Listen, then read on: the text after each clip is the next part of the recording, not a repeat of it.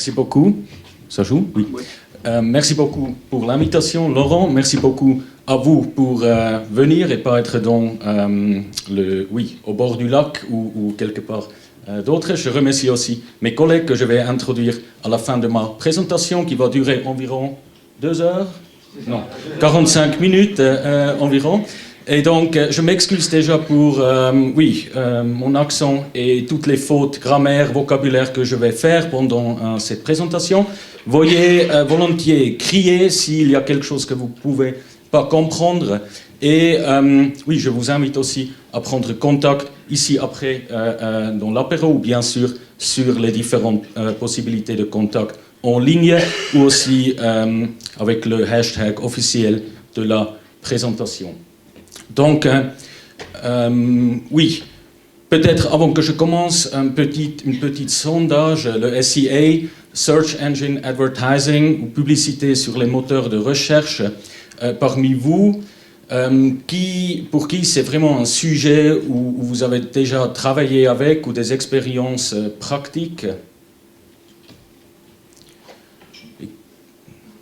Merci.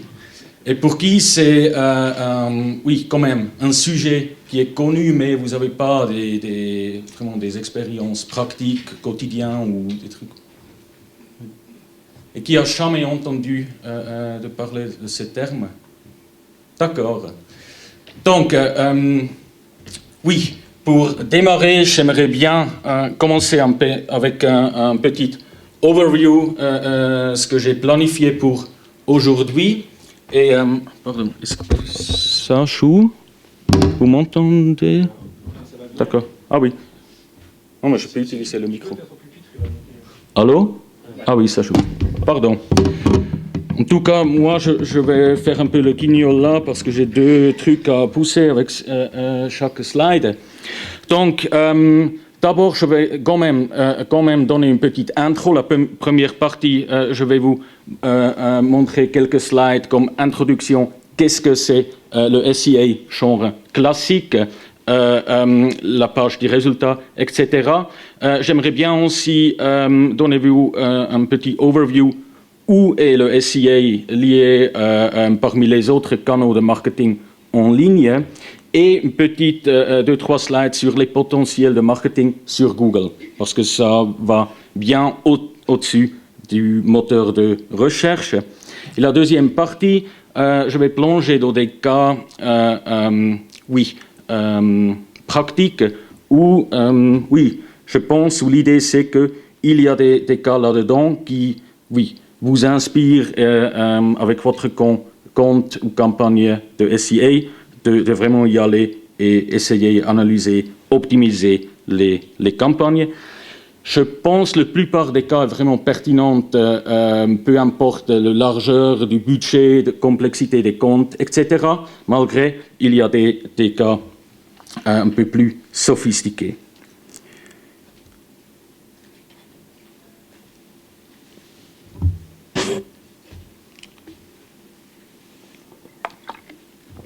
D'accord. Donc, je commence, ou pas. Tac. Oui, là j'ai mis 3 mots-clés pour catégoriser un peu ce qui, pour nous, fait vraiment partie d'une campagne performante et avec succès en ligne et surtout, les campagnes de SEA. Donc aujourd'hui, on est très intéressé à vraiment avoir une très basse perte ou très peu de perte de diffusion. Ça veut dire que notre campagne doit être vraiment ciblée dans une manière sophistiquée et malin. Ça veut dire aussi qu'on a le potentiel et les moyens de vraiment personnaliser notre message et nos campagnes. Et ça vient aussi avec plus des bases de données qu'on peut utiliser, qu'on peut aussi automatiser. J'ai mis partiellement automatisé parce qu'on a toujours besoin d'un cerveau humain de faire jouer toutes les bases de données.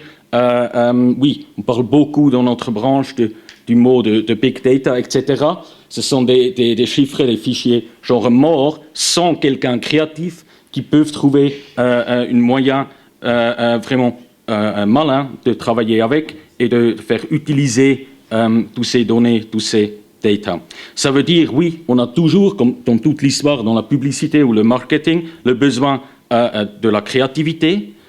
Et c'est vraiment un avantage aussi du monde en ligne et bien sûr aussi sur les moteurs de recherche, la vitesse, le potentiel d'être vraiment agile et avant les autres pour vraiment faire une différence.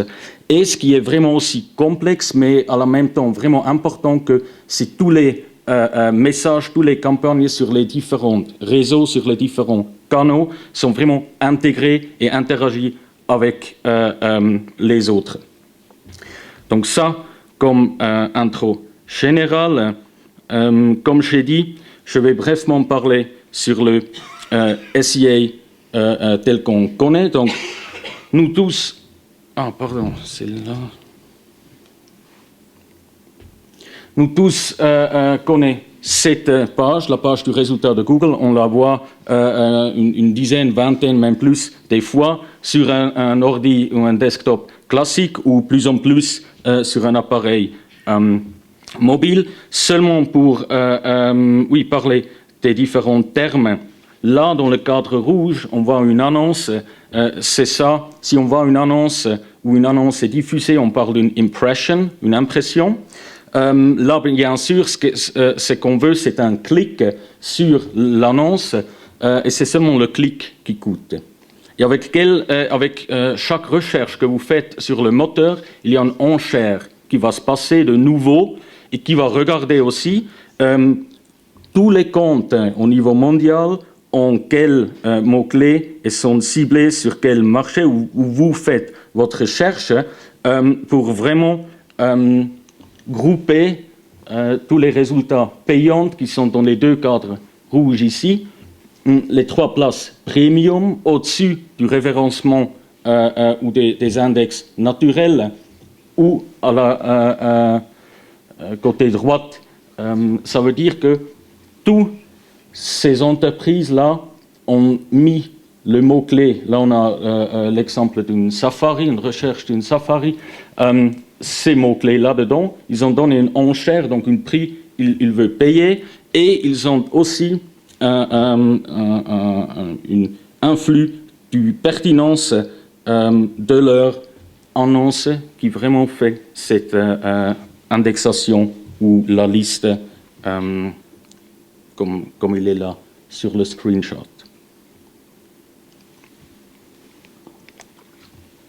Surtout pour les magasins en ligne, ça existe depuis quelques années. Déjà, les annonces shopping, je pense que ça c'est aussi quelque chose que vous connaissez très bien comme utilisateur, comme internaute. Et ça c'est vraiment puissant et on a vraiment des belles performances là parce que vraiment ça tire aux yeux et avec les images, avec les prix bien visibles.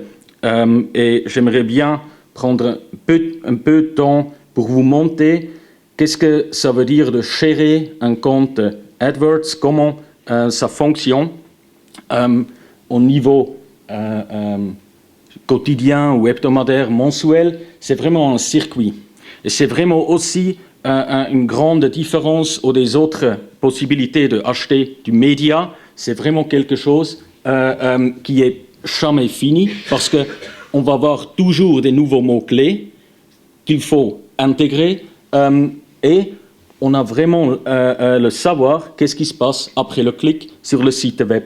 Donc là, dans l'exemple, on a la recherche pour un vélo Krettler, on a une annonce pertinente qui nous guide sur une page de destination vraiment avec les produits qui étaient cherchés là ou non. Ça veut dire qu'on donne vraiment là la réponse aux questions ou dans la recherche de l'utilisateur. Là, on peut mesurer qu'il y a sur le shop en ligne une interaction qui va vraiment influer bien sûr ou être vue dans l'analyse, qui va là après influer l'optimisation du compte, du mot-clé, des groupes d'annonces, etc. Et donc, ça revient dans tout le circuit. Donc, oui, il est où le SEA dans les canaux et réseaux plus grandes ou catégories du marketing en ligne? Oui, on a le SEA, le Search Engine Advertising, lié le SEO, Search Engine Optimization. Ça veut dire là, on essaye de avancer les sites dans l'indexation naturelle, dans les résultats naturels sur la page de résultats. Donc c'est vraiment lié. Ça coûte rien, sauf vraiment le temps et le savoir qu'on investisse dans la structure et l'architecture, le contenu d'un site web. Bien sûr, mobile, on va parler de ça aussi. C'est vraiment un canal, oui, avec beaucoup de différentes possibilités, qui est vraiment un grand moteur de l'agrandir de ce domaine en général. Ça va être aussi le point de tous les points comme ça dans les années qui viennent, où on va voir, oui, la plupart des innovations, la plupart de nouveaux budgets qui viennent des canaux, je dis un peu plus classiques et offline. Email et newsletter, bien sûr les réseaux sociaux, le site web, aussi avec le contenu, le online PR, le blog, les forums, c'est un canal fort et puissant qu'on peut utiliser. Et bien sûr, et comme le mobile, je vais aussi parler dans 2 ou 3 slides sur le display, le vidéo et les potentiels qu'on voit là-dedans.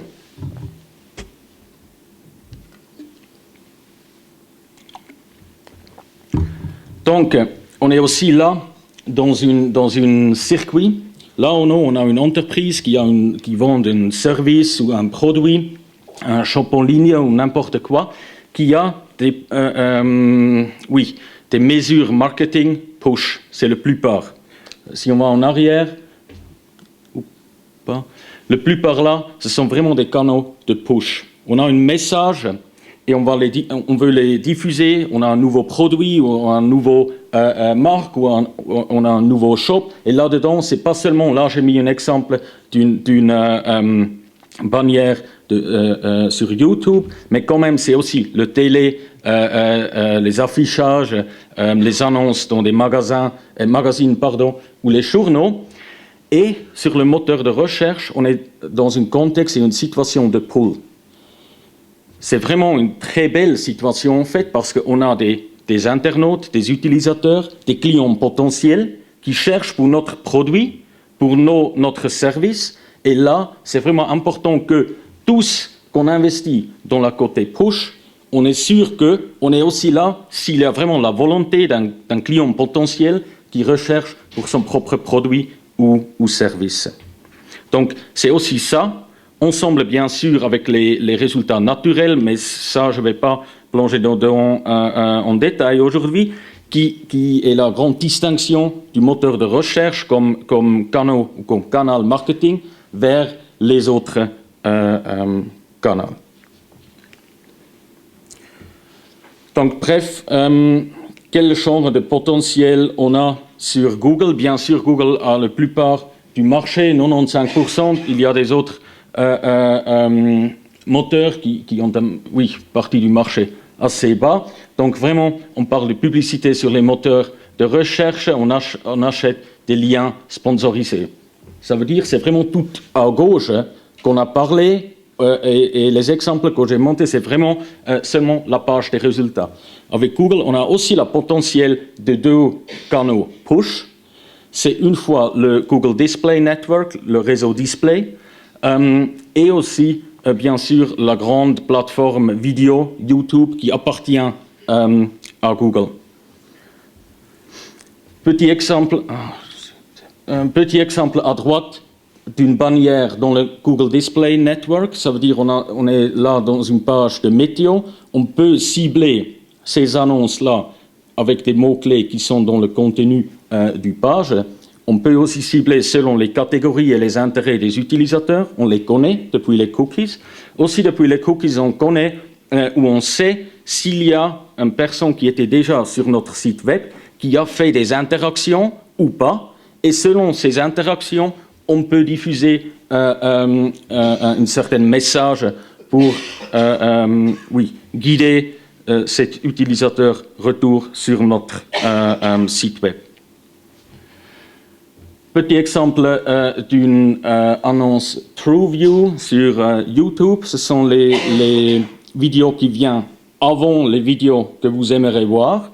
Normalement, on peut les sauter après quelques secondes.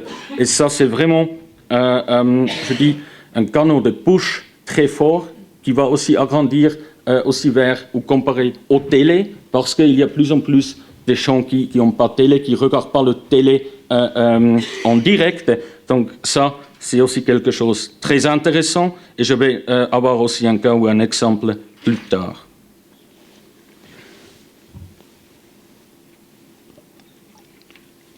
Donc, on arrive dans la deuxième partie où je vais présenter des différents cas. Ça veut dire que il y a des cas qui étaient faits de nous avec nos clients, mais ce sont aussi il y a des cas dedans que j'ai vus dans la branche et qui sont, je pense, assez pertinentes pour que les sujets qu'on parle aujourd'hui. Malheureusement, pas tous les cas sont en français, comme j'ai dit. Je pense c'est vraiment de donner l'inspiration pour vous d'aller dedans, pour faire les recherches. Et comme je dis, il y a des cas qui sont un peu plus sophistiqués, mais oui, comme on a dit avec Laurent, c'est vraiment l'idée ou l'intention aussi que peut-être il y a des cas ou des sujets, des exemples où vous pouvez ou aimeriez bien à reproduire. Donc, là, si vous vous souvenez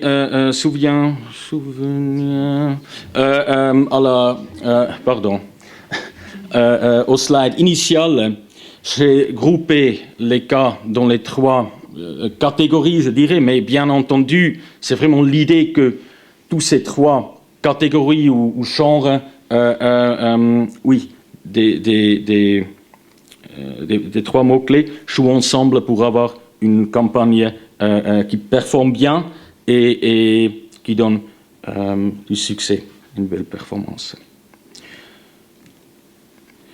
Donc, vraiment, le premier cas, c'est un rapport.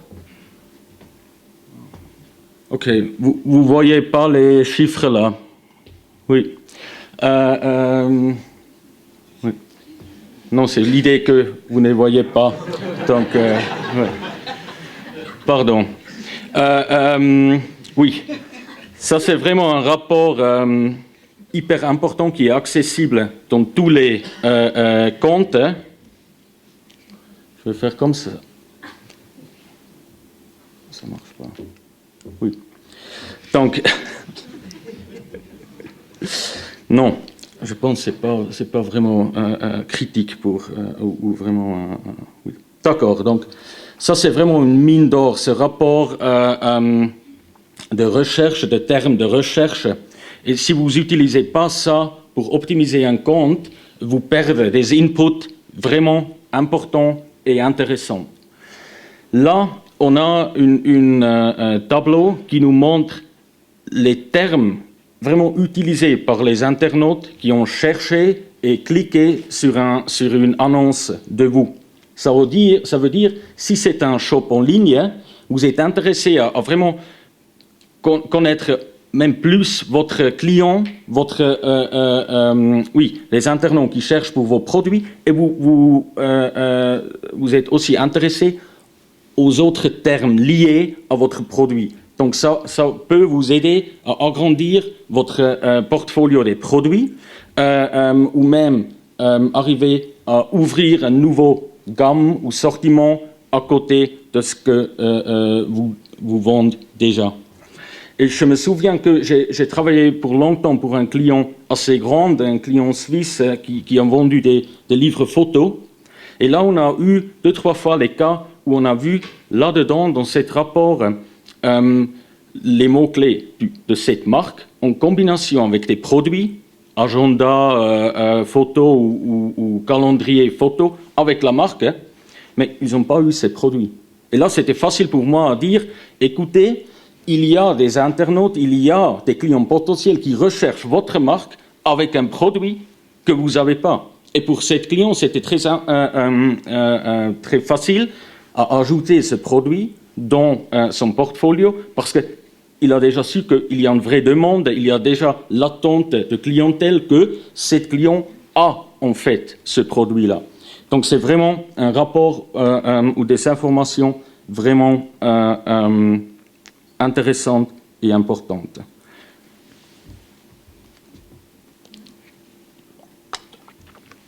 Là, on a un cas d'une campagne TrueView sur YouTube. Et là, on est dans le sujet de vraiment utiliser les réseaux ou canaux de Google pour arriver à avoir des informations qu'on peut utiliser dans des autres canaux. Là, Ricardo Shop, c'est une marketplace en ligne, genre un peu style Amazon suisse qui appartient au Ricardo.ch groupe.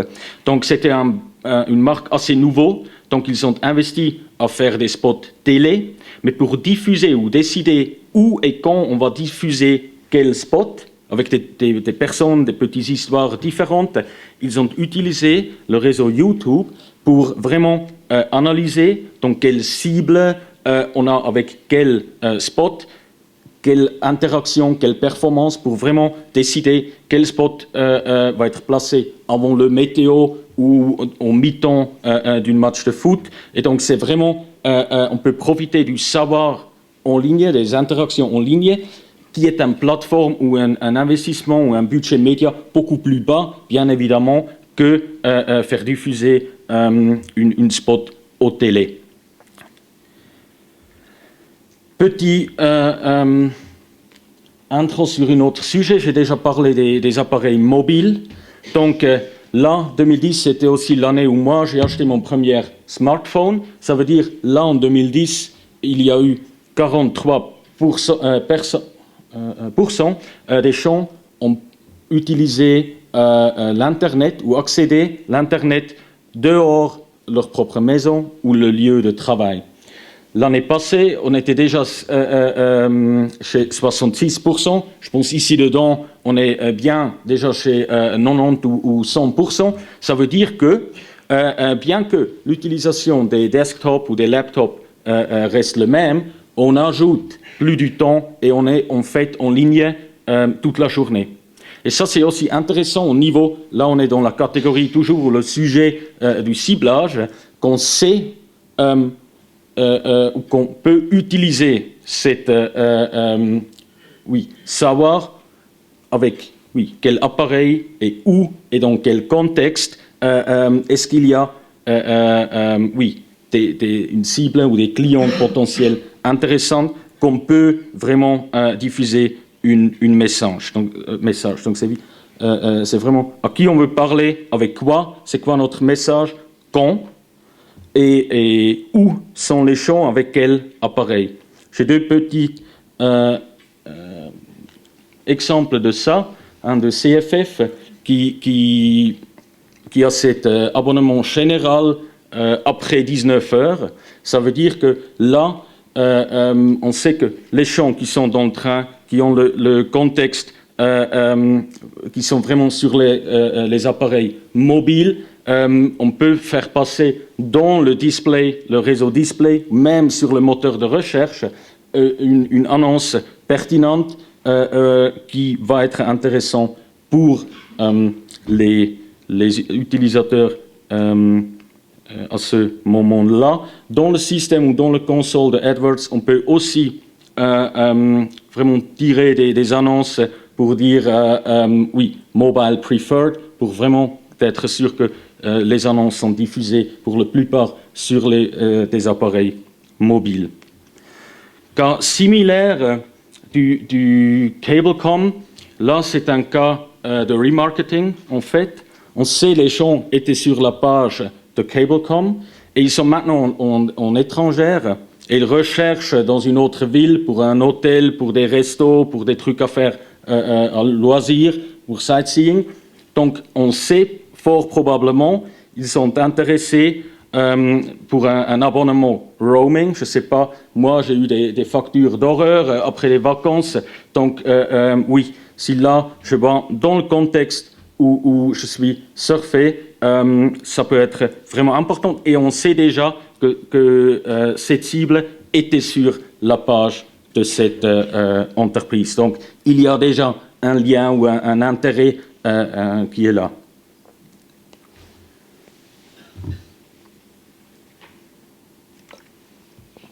D'accord. Donc, on avance sur le sujet des données. Là, j'ai deux cas différents. Une fois, je pensais que je vais lister un peu des outils que tout le monde peut accéder, son login et tout ça, qui Google offre à tout le monde. Et je pense que c'est intéressant à visiter ces liens. J'ai aussi un exemple un peu plus sophistiqué, là où on travaille avec des scripts, avec des bases de données assez vaste. Donc, qui parmi vous connaît déjà Google Trends et utilise ça? Oui. Ah, pardon. Pardon, je suis là dans deux différents écrans. Donc, c'est vraiment ça en haut. Là, c'est un exemple des États-Unis de ce matin-là. Donc, on a cette same-sex marriage qui est vraiment intéressant en ce moment-là, avec le juge qui a décidé là, et bien sûr, malheureusement, la Grèce. Et donc, là, ce qui est important, c'est pas seulement le homepage de Google Trends, mais on peut mettre dedans n'importe quel mot-clé. Là, j'ai fait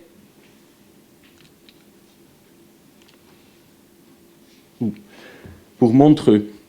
Je pense que c'est un bel exemple pour deux raisons. Un, c'est on voit vraiment l'avril où il fait passer le programme. On a cette, comment dire ça, cette pointe. Et là, en juillet, où c'est vraiment le mois du festival. C'est tous indexés, ce ne sont pas des chiffres. Par exemple, là, en 2005, on n'a pas eu 1000 recherches et aujourd'hui seulement 100. Mais quand même, on voit cet développement. Des idées pourquoi ça un regard comme ça? La conférence de presse et le festival? Non, parce que oui, en 2005, on a eu beaucoup plus de recherches comparé à l'année actuelle. Là. Je pense qu'on voit l'avril, mai et juin tout au droite. Plus de communication, plus des entreprises qui montrent le festival de Graz. Oui, mais à la même temps, on a moins de recherches. Parce que le développement, c'est vraiment... Les gens, à cause des apps? Oui, oui. Bien sûr, on a beaucoup d'exemples qui ont un développement différemment, des nouveaux produits, des nouveaux marques, des nouveaux trucs qui viennent. Bien sûr, on voit oui, un développement qui augmente, mais ça, c'est vraiment un développement, je dirais, de manière générale, qu'on voit. Il y a, oui, les applis ou des réseaux sociaux où on prend des informations, ce qui est, oui, un développement général. Aussi, je vous recommande Google Think. Là, on a vraiment des outils ou des tools qui sont vraiment pertinents, qu'on peut jouer avec, qu'on a vraiment accès aux larges données et savoir de la part de Google. Des exemples des rapports qui sont dans le compte AdWords. J'ai déjà mentionné le deuxième, les termes de recherche. Ça, c'est vraiment une recommandation de plonger dedans. Il y a aussi le Keyword Planner. Si on a le besoin d'ajouter des mots-clés, si on a l'intention, parce que la campagne roule déjà très bien, d'investir dans des nouveaux domaines, des mots-clés, etc., on peut vraiment planifier et jouer avec les budgets, avec les groupes de mots-clés et des nouveaux termes et sujets là-dedans. Le taux des impressions, ça c'est quelque chose qui est un peu difficile, je pense, à décrire. Ça veut dire que vous vous souvenez du page des résultats. Le système de AdWords vous dit combien des impressions potentielles est-ce que vous avez. C'est lié au budget qu'on vous investit. Donc si vous avez des mots-clés qui ont vraiment une très belle performance au niveau des interactions, des achats après le clic, et vous êtes diffusé seulement chaque 10e fois, après ce mot-clé est recherché, là, il faut vraiment regarder le taux d'impression pour augmenter le budget dans ces domaines-là. Parce que ça veut dire, c'est assez linéaire, si vous êtes là seulement, oui, dans 10% des cas, si vous êtes là à 100%, vous pouvez aussi avoir, oui, des achats de revenue qui est fois 10 dans cet exemple. Le dernier rapport est vraiment important au sein de savoir son concurrence. C'est là où vous pouvez rechercher qui est aussi là pour un certain mot-clé, un mot-clé stratégique pour vous, ou même le mot-clé de votre marque.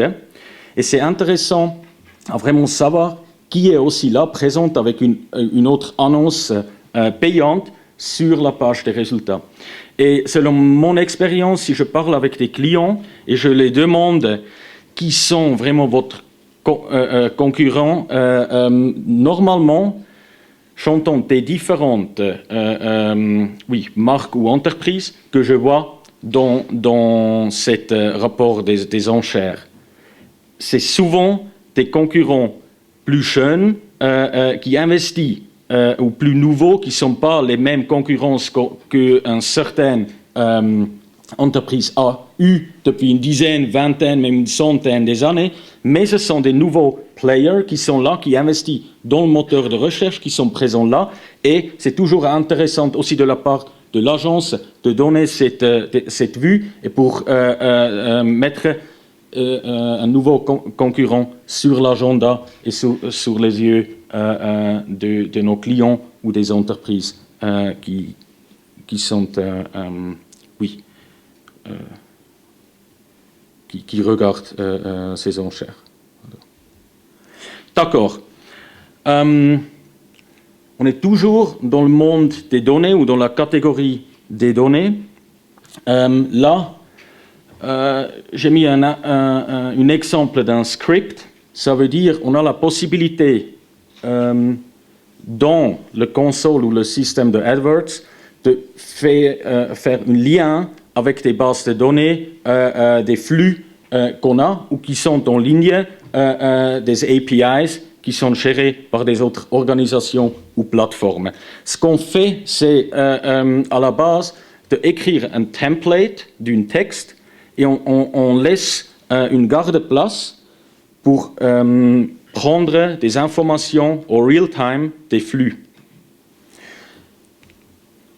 J'ai un exemple. On voit là l'annonce après une recherche pour Migros Lausanne à Ouchy.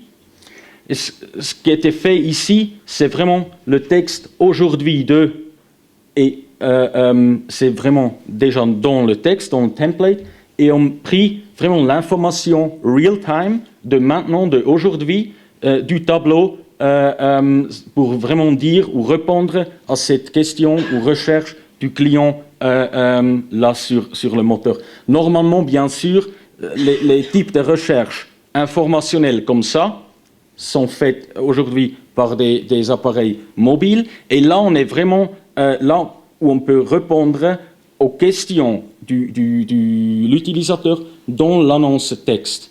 Ça veut dire, là, on va pas avoir un clic, ça veut dire pas d'écoute pour cette entreprise-là, et le client ou l'utilisateur est satisfait parce qu'il sait « Ah oui, j'arrive là pour être là à 9h45 » ou « Mince, ça va être déjà fermé quand je rentre du boulot ou de n'importe où. » Donc, là encore, toutes ces données sont là. On a aussi on a aussi utilisé des autres bases de données. Par exemple, on peut utiliser des informations météo. Et on a fait avec une assurance, aussi avec des shops en ligne, des annonces textes qui sont influencées ou changées au real time, aussi selon le lieu de la recherche. Si c'était moins ou plus de 0 degré pour avoir des annonces textes différentes. On peut aussi utiliser, bien sûr, les données de Google même, par exemple de Google Maps. C'était un autre cas qu'on a fait avec les CFF, où si on a vu une recherche, par exemple, de Genève à Lausanne, on a calculé selon le base de données du CFF, on a vu ça fait environ 32 minutes, cet voyage, et on a vu sur les informations, les données de Google, qu'avec la voiture, en ce moment, avec les embouchons ou embouteillage, bouchon, pardon, oui, un des deux, quoi.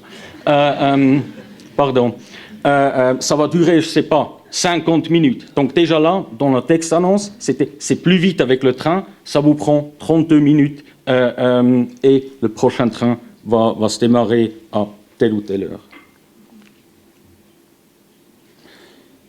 Donc, déjà là, avec tous ces exemples, avec les bases de données, les data, comme je dis au début, on a besoin vraiment d'une idée créative pour travailler avec toutes ces données, tous ces data. J'ai deux cas. Côté créativité, où c'est vraiment aussi un sujet d'interagir avec les concurrents. Et en Suisse, c'est quand même un peu difficile. Il y a des autres marchés, par exemple les États-Unis, tout le monde le fait. Ici, on est toujours un peu timide. Et malheureusement, le cas que j'ai pour ça est censuré aujourd'hui. Je vais l'expliquer, mais je ne peux pas utiliser vraiment les marques incluses parce que c'est une campagne qui est toujours en ligne. Et malheureusement, je ne suis pas libre de parler sur ça en détail. Mais qu'est-ce qu'il était fait? Il y a une marque qui lance un nouveau produit et qui diffuse cette promotion dans toute la Suisse. Mais ce nouveau produit ou service n'est pas disponible partout. Mais ce qui est disponible est le savoir où, et c'est la carte là à droite, où ce n'est pas disponible.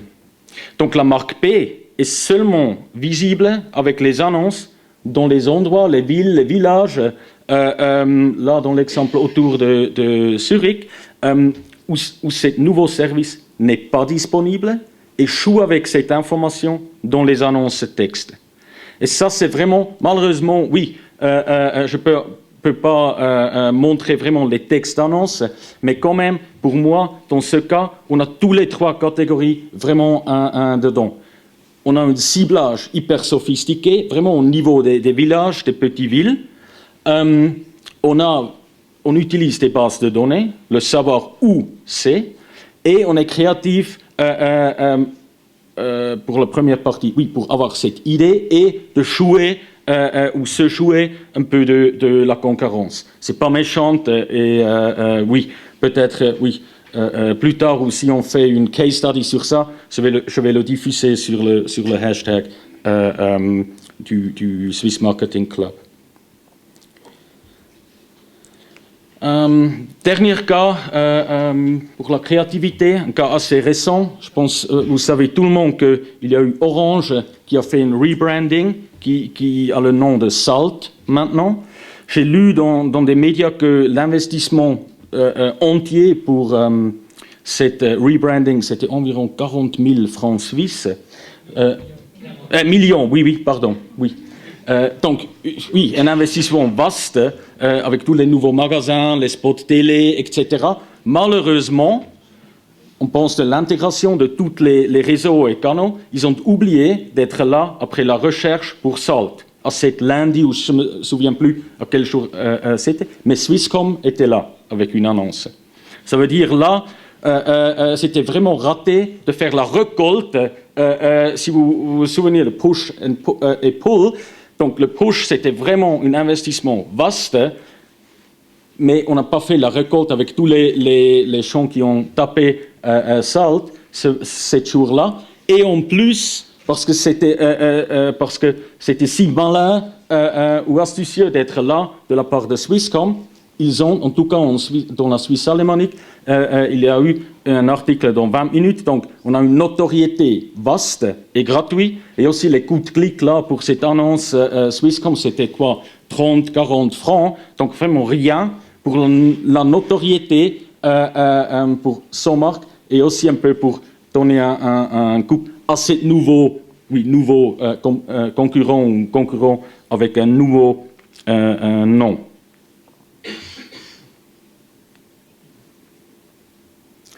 Ce qui joue avec aussi, c'est le deuxième point là, c'est une personne, très attentative qui a su qu'est-ce qui se passe dans le marché et donc est vraiment arrivé à ce cas-là qui est trop bon.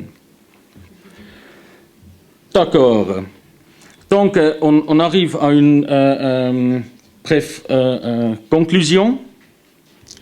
Ça veut dire, avec tout ce qu'on a vu, le SCA, comme j'ai monté dans les premières slides, c'est vraiment, plus que la façon qu'on l'utilise classique. Il y a beaucoup des informations qu'on peut utiliser pour optimiser la propre campagne, mais aussi utiliser pour influencer des décisions sur des autres réseaux et canaux. Ça veut dire c'est un outil qui permet de cumuler des insights précieux et d'appliquer des stratégies efficaces. Vraiment, pardon, pourquoi personne n'a crié? Là, je suis là, regardez, c'est ça, en fait.